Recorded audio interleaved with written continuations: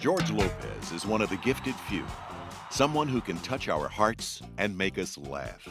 Born on April 23, 1961 in East LA, George Lopez never knew his father. His mother was a deeply troubled young woman. She was there, but she wasn't maternal. She had her own problems. I saw her try to take her own life. By the age of 10, she had left George with her parents for them to raise in working-class Mission Hills. My grandmother's really the reason why I started to do stand-up. And with my grandmother, everything was no. Grandma, no! You don't even know what it is. Yeah, but I know what it's not. Birthday party? No, ¿qué birthday party? No. Why are you crying now? No. Chuck E. Cheese. You want to see a mouse? Pull the refrigerator out. His grandfather was a laborer and told George to be a man, be responsible. I played Little League for 10 years, and my grandfather came to one game, right? He didn't even get out of the car.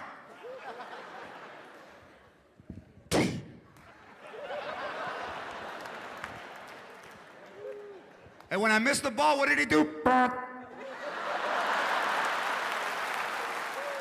While he was growing up, George experienced symptoms of a serious problem with his kidneys. I would wet the bed as a kid, and you know, they'd yell at me, and I mean, nobody tried to figure out why I did it. From the time I was 11 years old, the first time I saw Freddie Prinze, I wanted to be a comedian. Richard Pryor did a special here 25 years ago that I watched every day. I didn't want to be nobody, and that was the only way I could be somebody, was to do stand-up. Mr. George Lopez, give it up! George graduated in 1979 from San Fernando High School. As a young boy growing up in Beverly Hills, I always thought, you guys don't even laugh, because you know, oh, come on. He met his future wife, Ann Serrano, a casting director, at a comedy club in 1989. I went to see him at the Ice House and was captivated by him. There was something about his humor that was intelligent and refreshing. They married in 1993, and a few years later had a daughter, Mayan. In January 2000, George began hosting the morning show for 92.3 FM in Los Angeles.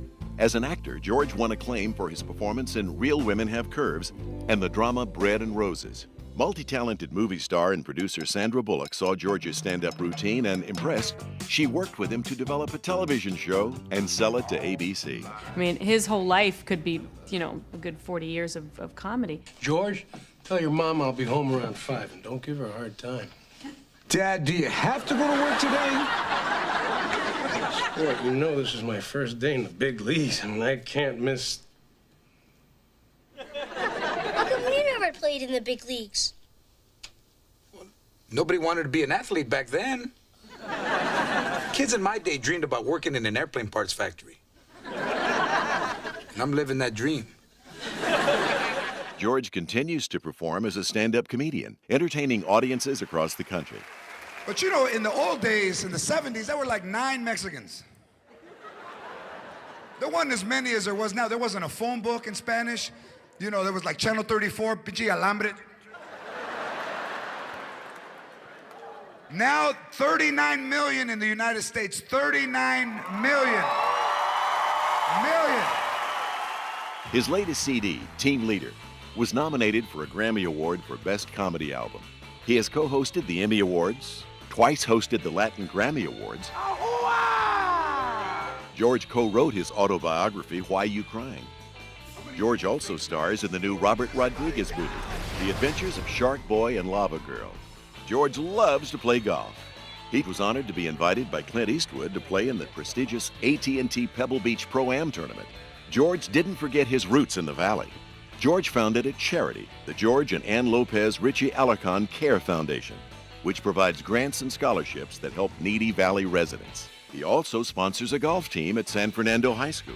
With all of George's success, he struggled every day to overcome the effects of his lifelong kidney condition. I wasn't going to quit. You know, this is what I was made to do, and I was going to do it, and I wasn't going to stop until, you know, it stopped me. Tragically, both of George's kidneys were failing. Although he needed a new kidney, there was a 5-year wait on the transplant list.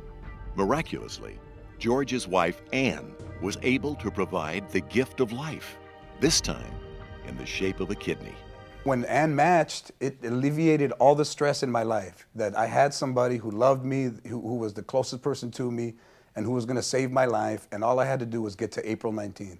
I love my husband, and you know, when you're put in that position where you could possibly lose someone you love, it's a very easy decision.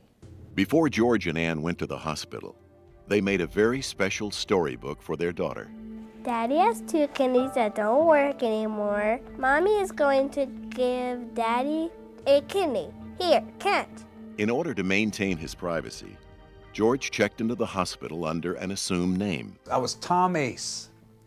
That was my name. That was my medical name, Tom Ace. And then the funniest thing was, coming out of surgery, you're under so much anesthesia, so they try to get you to come out, and they're yelling, Ace, Mr. Ace, Tom, breathe, open your eyes, Tom.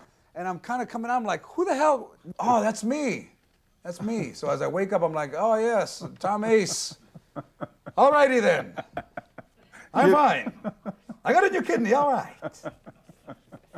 I'm back. What's that? I feel alive. I feel as good as I did bad. Whatever child you have, whatever age they are, encourage them to do better than you and to go to school and to dream and become whatever they want. Dream and dream big, because there's been 3 Latinos in the history of TV who have ever led a show. One is Desi Arnaz, one is Freddie Prinze. George Lopez is a brilliant talent and comedian, and a wonderful role model for all of us. Una estrella encantada de nuestro valle, an enchanted star of our valley.